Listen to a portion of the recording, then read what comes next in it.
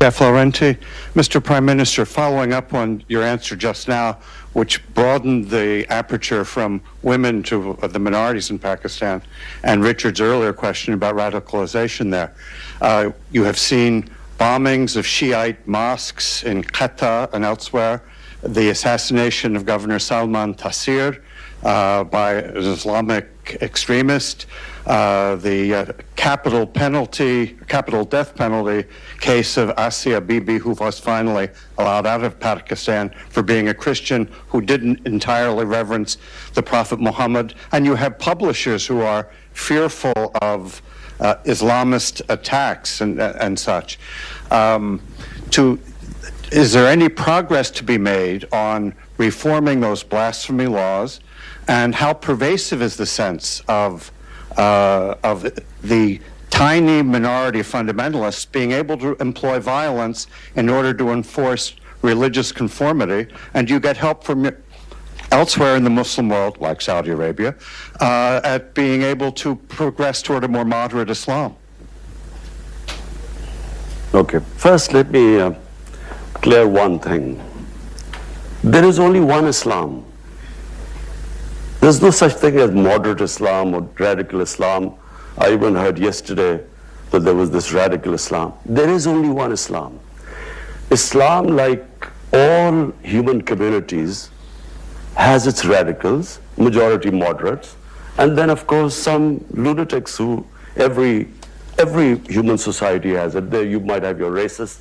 When I first went to England, there were these skinheads who would beat up people because of the color of their skin. So there is only one Islam, and the Islam we follow is the Islam of Prophet Muhammad sallallahu alaihi wasallam. And that Islam,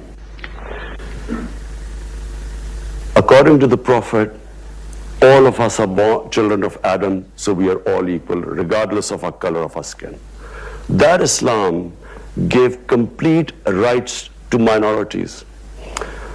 In the state of Medina he created, a Jewish citizen wins a case against the Khalifa, the head of state.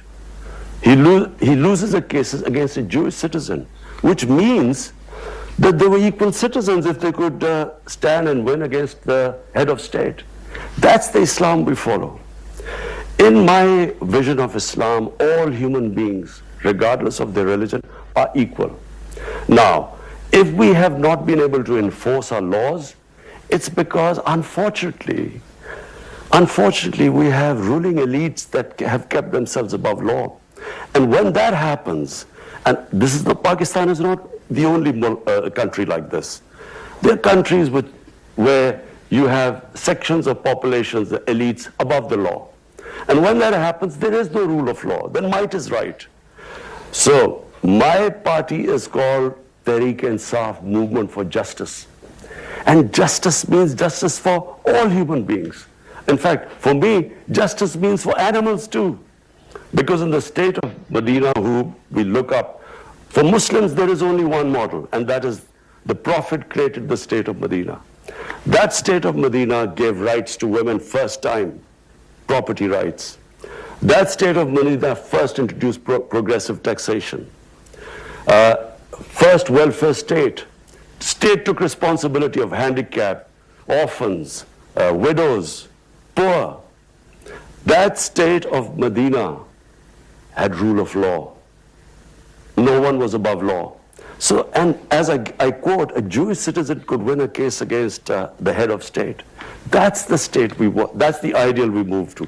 Unfortunately, we are not close to that ideal, and this is why 13 months on the line, we have, at least what we have done is, no one would have touched the criminals who plundered our country. No one would have been able to put them in jail because there was one law for the powerful and the other for the weak. So it's a process. It's not going to happen overnight, but this is my ideal. Yes, ma'am. Thank you very much, and thank you for your comments. My name is Rina Amiri. I'm from NYU, and I'm an Afghan American. And you're right that Afghans are tired of war. They desperately want peace.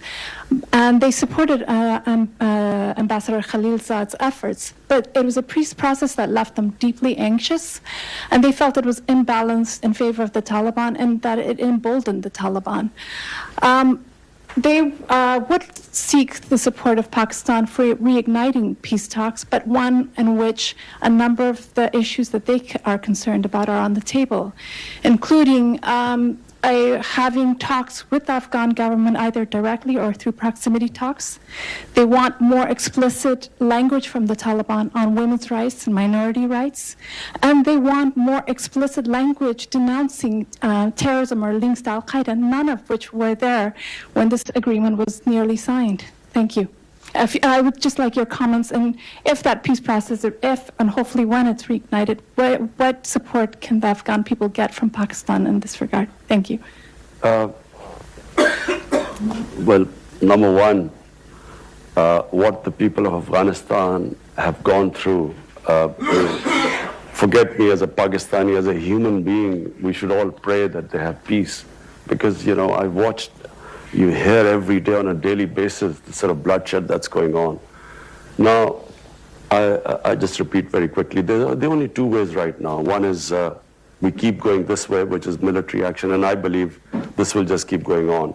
And because the Taliban, the moment they realize that the Americans already, they've cut the troops down, and if they think they're leaving, I mean, they're not going to give up, you know, with more military action. The other is peace talks. Now, peace talks, once they start, all this can be thrashed out. I honestly believe that this is not the Taliban of 2001. There's a lot of things that have happened, and I believe that they will be more accommodating. The Taliban delegation wanted to meet me. Problem was that the Afghan government did not want me to meet the Taliban delegation, so I did not meet them. But I told President Ghani, I said, look, if I meet them, I would try and convince them about all the things you're saying.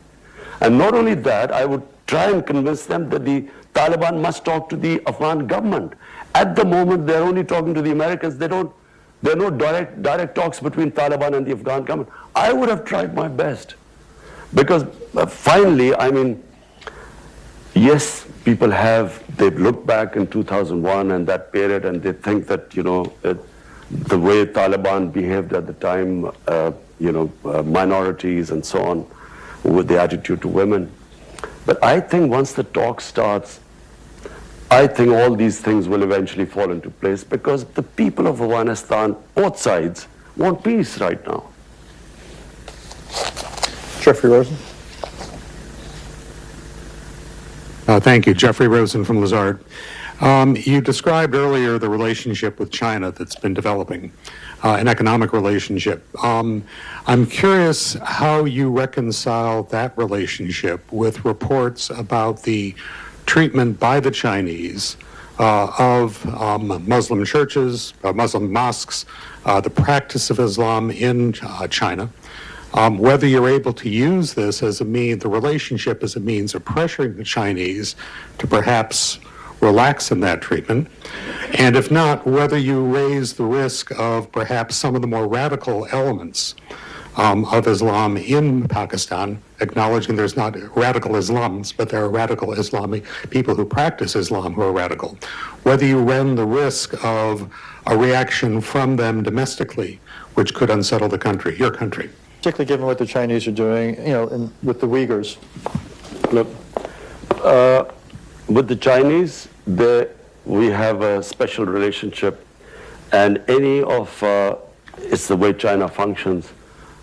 Any of issues like these, we talk to them privately. We don't make public statements, because that's how China is. And I again repeat, I mean, China has come to a help when we were right at the rock bottom.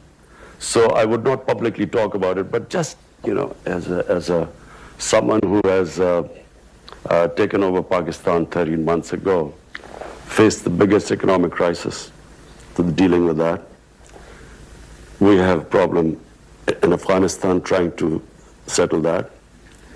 We are worried about what would happen now with Iran and Saudi Arabia, the United States. That's the other border So one border Iran, the other Afghanistan, and now with India.